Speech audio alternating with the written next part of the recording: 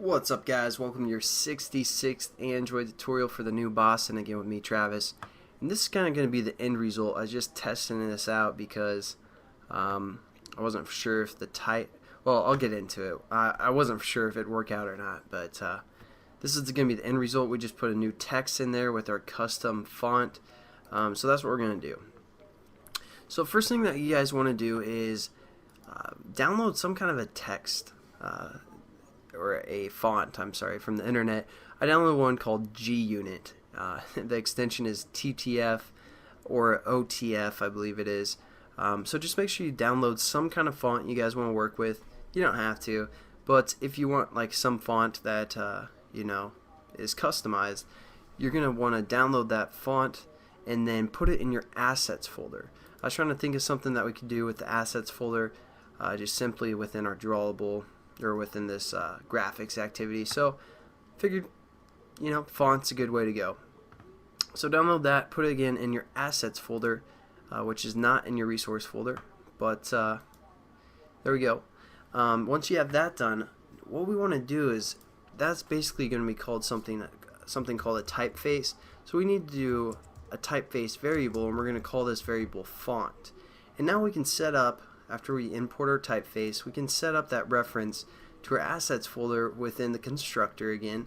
So we're going to say font is equal to typeface, referring to the typeface class, dot create from assets, or from asset. And it takes in the asset manager and a string path. So we're going to click this one, create from asset. And basically this asset manager, what it's looking for is basically the context, which again is being passed into the constructor. So we're going to grab that context, and then we're just going to hit dot, and we're going to say get assets. So we're basically getting the assets from the context. It's not a huge deal right there. And then we need to give it a string name, which is basically exactly what our font is called. So we do this in quotations, just like any other time we deal with strings. We're going to say G-Unit. Download that font because it's just gangsta, and you know, we are all gangsters. So there we go. We set up our font, and now we can use this font. So let's go into our onDraw method here, and let's do this below or before our green ball is drawn. So let's give some space right here after the canvas itself has been colored white. This is where we're going to set up our font. So the first thing we need to do is let's get some basically some more customization going on. So we're going to set up a new paint variable, and we're going to call this text paint. And we're going to set this equal to new paint, just like we've done before. And now let's kind of define what we want this text paint to do. So first thing, let's say text paint dot set color, and you can either do this standard color, or again we can do something like the alpha level. Let's do that one. This first argument is the alpha level, so let's do 50%. Basically that's going to make, or that's going to be 50, like kind of a transparency is what the A stands for. The R is the amount of red we want. So let's say we want a lot of red. I believe it goes up to like 265, or no, 255.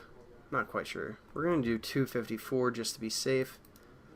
As you guys probably know by now, I'm not a huge graphics guy, so don't really deal with all the colors and all that stuff.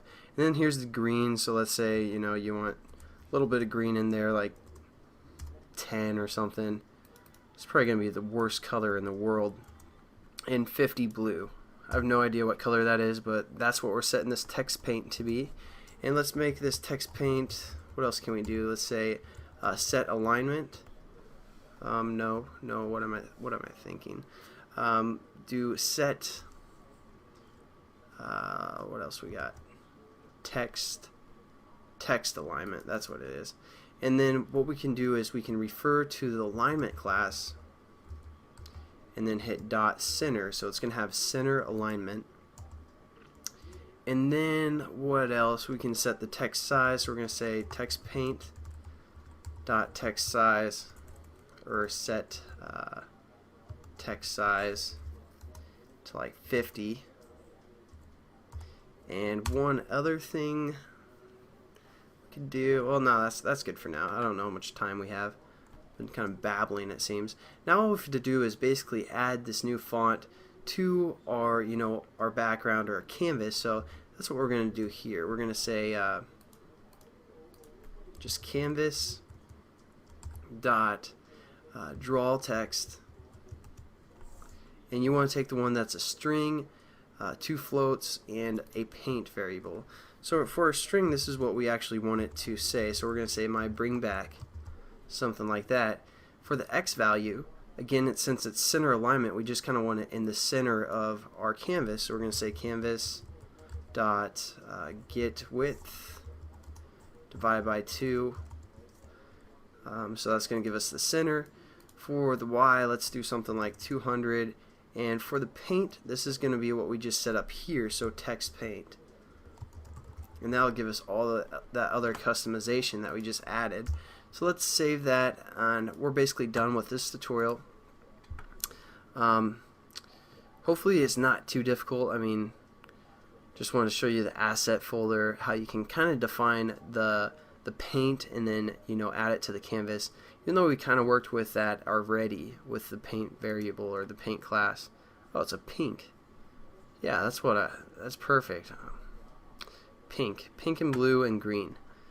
This is just amazing. Oh wait, what is going on? Oh, we forgot to forgot to use our font. So one other thing we need to do to the text paint, we're gonna say dot set typeface. That's the other thing we forgot. And since we set up our typeface in our constructor, we're going to put font here, because again, that's what we named our typeface. So now everything should be working. That's it's just another example of how we can just add some customization to a paint and then throw the paint in when we're actually drawing to the canvas. So there we go, we got our font now. So I'll catch you guys in the next tutorial, and have a good one. Peace.